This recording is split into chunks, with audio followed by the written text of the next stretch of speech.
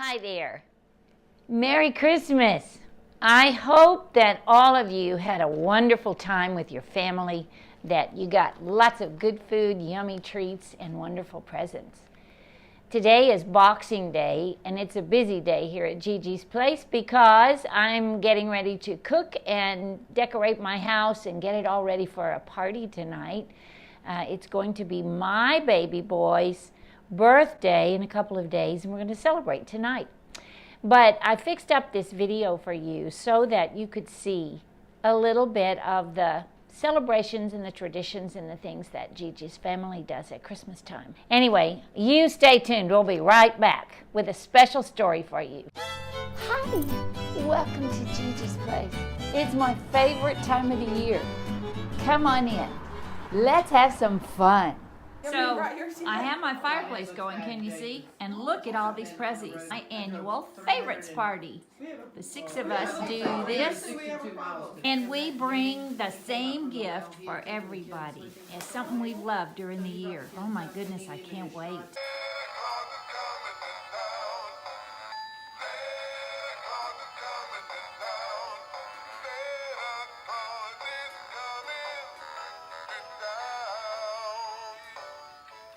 So many of you have heard over and over and over and over and over again the story of Christmas. But you also know that more than likely, Jesus was not born on December 25th.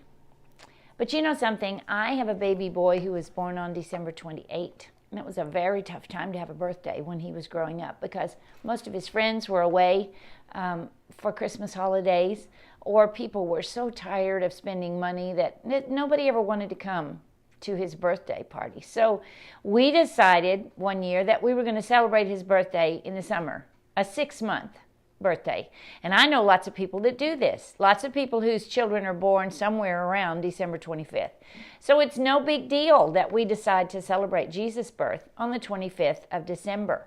But there are so many things that we have incorrect from the Bible story. Let me show you this picture. This is the traditional story that Mary and Joseph were poor, starving people, and they had no money, and they traveled a long way, and the baby was born, and they put him in a smelly manger on some sticky hay, and animals were all around. Sweet little story, but that's probably not how it happened. First of all, they could not have been too poor because Joseph had enough money for a hotel. He went to innkeepers and asked if they had a room for them to stay in overnight because the baby was about to be born. So you have to have money to pay for a room. Second thing is, most of the people that were in Bethlehem at that time were there for a festival the Jewish people call Sukkot, which is a feast of tabernacles, where people come together and think, and that wasn't in December. And so the third thing is that more than likely where Jesus was born was in a sukkah, or a little shelter that people fix up behind their houses, and they spend the 7 days of the feast eating there, and some even have a bed and sleep there. So probably it was not what we think of as a barn. There have been some stories that say that some of the older houses in Israel actually had a place where they could bring the animals in at night to keep them out of the weather. So it's possible that there were animals around, but they wouldn't have been in a smelly stable. Anyway, the point is that wherever he was born and whenever he was born, this is the day that most of the world has chosen to celebrate the birth of Jesus. And you know, there are a lot of people that just think this December 25th is the day for Santa Claus and Christmas presents and parties and food and decorating cookies and baking and all that. And that's wonderful. That's wonderful, but that's not the reason that I celebrate Christmas. I celebrate Christmas because it's the day that we choose to honor the birth of Jesus. The day that, like I said in my book, Shakespeare's telling us that God unzipped his glory suit and zipped on a human suit and came to this earth for you and for me. That's pretty special. A lot of families bake birthday cakes for Jesus. We tried that once a long time ago, but now that my family's spread out in so many different places, that's not a possibility anymore. So what I want to do is to show you some of the things that are in my house. Oh, and I want to tell you why I love camels so much. And I'll do that as I'm showing you, okay? So I'm going to unhook here, and take you on a walk through my house. Okay, so let me show you this little traditional nativity set. And there's something missing. Maybe you can figure that out while I'm talking to you. So I got this in the country of Jordan many, many years ago. And it's made of olive wood. And it shows the shepherd with 2 little sheep, a cow and a donkey, and Mary and Joseph, and baby Jesus. You will not see wise men there. I'm going to tell you why in a minute. But this one is a more fancy one. See my little reindeer? And it shows the angel who came to tell Mary that she was going to have a baby. And also, somebody talked to Joseph. Maybe not that same one. I can't turn this around, so I'm going to have to get up and show you. But it shows 1, 2, 3 wise men. Well, we 3 kings of Orient. Okay, here are Mary and Joseph and the baby. There's the shepherd and the sheep. Where you say are the wise men, here they are. And on my mantle you see tons and tons of camels. There's a camel there, and there's a camel or 2 there, and yeah. So why are the wise men here? Been another day of filming here at Gigi's place. So here we are again, because I thought that I had finished telling you about the camels and the wise men. And when I went to edit everything and put it all together, it's not there. So another day, another story. So as I was saying, with the help of my friend Yoda and all the guys on the floor over here, the problem with being a crew of 1 for a YouTube channel is that when you think that you have told the whole story and then you get ready to edit it and it's not there, then you have to get all dressed and come back and do it all over again.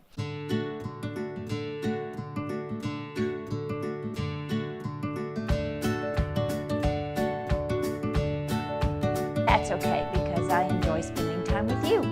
So, what I was saying, where are the camels?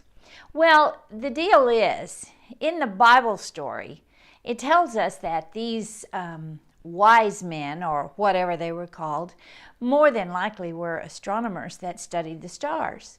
And they were in a faraway country from Israel, maybe even modern-day Iran. And they found some very interesting things happening in the heavens, and they decided to follow this star to see if it were true what they thought would happen. In other words, that there would be a special baby born underneath that star. Well, it took them a long time to get from where they were to where the baby was. And there were definitely not just 3. There might have been 3 gifts, gold, frankincense, and myrrh, but there were way more than 3 camels, because you just don't go to visit a king or a queen or any kind of a ruler with just a small gift.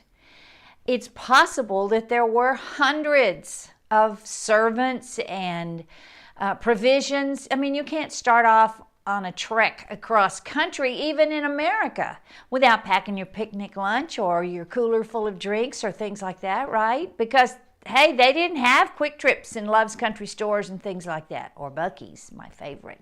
And by the time they arrived to find the baby, he wasn't a baby. It says in the Bible that they visited the young boy in his house.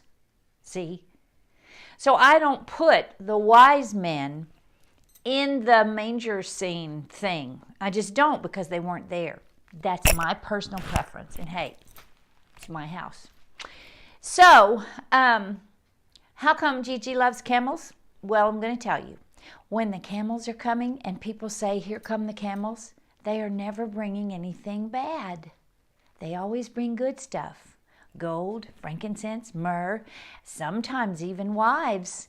But it's always good stuff. Nobody ever says, "Here come the camels," and they're bringing death and destruction and disease. And since that time, I have decided camels are a symbol of blessing in the Bible, and I want all the blessing I can get. So my house is full of camels. Full. Not completely, because there's always room for one more. But that's why Gigi loves camels. Camel, and there's a camel, and there's a camel, and okay. Do you know what an Advent calendar is? Well, you see this calendar has got a little Christmas tree and full of ornaments, and it has all these little pockets down at the bottom that say 1, 2, 3, 4, 5. Okay, I got this when I was teaching school in Hong Kong a long time ago. And every day I take one of these little ornaments out of the pocket and hang it on the Christmas tree. And at the end, there are 24 little pockets, so it should be all decorated by Christmas Eve. And it's just for kids to anticipate. I think it's kind of fun that all those years ago when I was teaching in Hong Kong, I have teddy bears on my little Christmas tree. There's a little bear in a red outfit and a little bear in a green outfit. So I'm about to have 2 great grandbabies, Bear and Meadow, next Christmas. Merry Christmas. I know our God's got a sense of humor, but I just hope he doesn't exercise it today. I'm driving to my son's house in my Mickey Mouse Christmas jammies, a onesie, and there's a police car right in front of me the driver keeps looking in the mirror. Anyway, Merry Christmas to you and yours. I hope you have a wonderful day full of lots of presents and family and good food and making some special memories. Yellow. We have all just opened our Christmas crackers. I'm telling you, they ain't nothing in mine. And Papa can't find his I can't find jokes. mine either, though. You don't have your jokes? Oh, I have my. Where's your joke. crown, Grammy? My crown. My thing. No, that's not your crown. Your Didn't crown get a came joke. in your joke, Okay. Mommy Bear. What did the clock do when it was hungry? It went back 4 seconds. Uh, Oh, this is my crown. I didn't know that. Yeah. How do you handle dangerous cheese? Carefully. Caerphilly. Philly. Carefully. Carefully. What did the cowboy say when he walked Carefully. into a German car showroom? What? Audi. Circle. Circle. Red. Blue. Blue. Like this. What's this one? Green. Green. Good job. What's this one? In your hand. Yellow. Mr. Smarty Pants. Ready, set. Ready, set. Go. Squirrel. Go. What happened to go? I've got to get all this junk off the table first. Ready, set? A set and go. Go. Now, I hope that you've enjoyed this romp through my family and the silliness that we are. This was a very unusual Christmas for us because Baby Bear was not feeling well, and he was just the center of our attention, and he didn't want to open his presents. We think maybe he has a sore throat and possibly an ear infection, but whatever it is, God's going to fix it. He always does. And so we didn't even get a great big silly Christmas photo that we normally do. But last night we had our Boxing Day dinner and my son's birthday, and I'm going to show you a little clip of how he feels about this great big birthday that he's had. Ooh,